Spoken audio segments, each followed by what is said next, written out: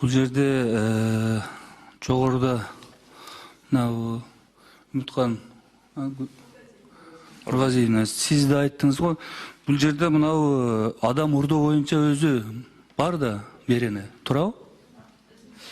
Берене бар да. Аскарбекович. Жок, угуп турсаңыз, азыр мен оюм жыйынтыктап алайын, анан сиз жооп бересиз, макулбу? Мен аягына чейин.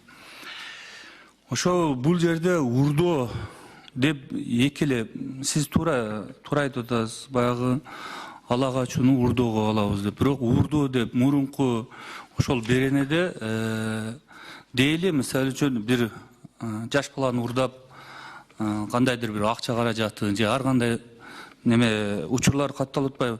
Ошондо бул ошол эле жазаны алып калбайбы? Бул жерде жаза көрүлүп турат, 5 жылдан 7 жылга чейин деп.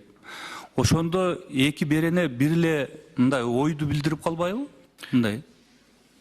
Жооп берейин. Бекмырза Аскарбекович. Бул Аскарбаевич, кечиресиз. Бул мыйзамдын эң негизги максаты, бул баягы Уголовный кодексте болгон терминди оңдоп түзөө максатында даярдалып чыкты да. Сиздин сурооңуз боюнча 165 беренеде кыргызчасында адамды урдоо деп турат. 165 беренеде. 165 берененин орусчасы котормосунда похищение человека деп турат.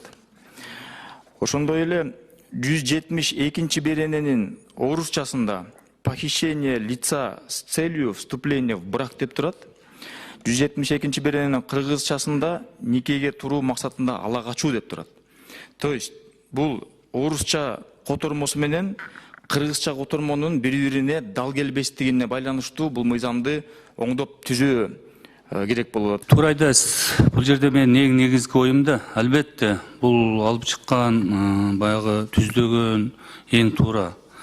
Бирок ала качуу дегенди мындай ошол менин оюм да, эми сунушум.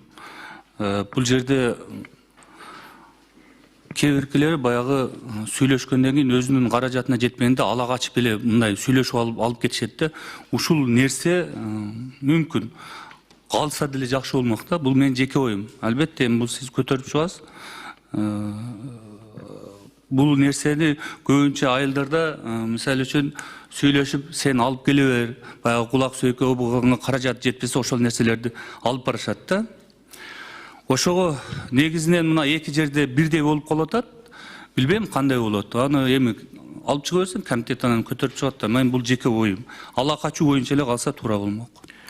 Бекмырза Аскарбекович, туура айтасыз. Баягы айыл жергесинде же болбосо башка жерде колунда жокко байланыштуу же болбосо ар кандай бир шарттарга байланыштуу эки тарап сүйлөшүп алып, кызды алып кетип, үй бүлө куруп, турмуш кура беришет. Бирок бизде Конституцияда жана Семейный кодексте, үй бүлөлүк кодексте так жазылган. Үй бүлө деген бул эркек менен аялдын добровольный союзу деп. Сиз айтып аткан алып кетип калып, үйүнө алып келип, эки ата эне сүйлөшүп койгон, бул дагы добровольный союз. Бирок ала качуу деген терминология буга кандай тиешеси бар болуп атат?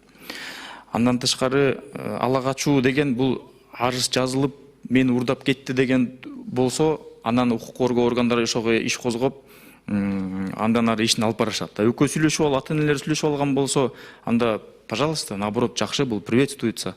Ошону ысырапкерчилиги жок, үй бүлө куруп, бактылуу жашай беришсин. Манжы мырза, негизинен туура айтасыз. Болгону ушул баягы адам мындай урдоо болуп атпайбы? Урдоо болгондо ушуну кийин баягы мыйзам башка жактарга колдонуп калбаса да, мисалы үчүн 5 жылдан 7 жылга чейин деп бул азыраак болуп атпайбы? Туурабы?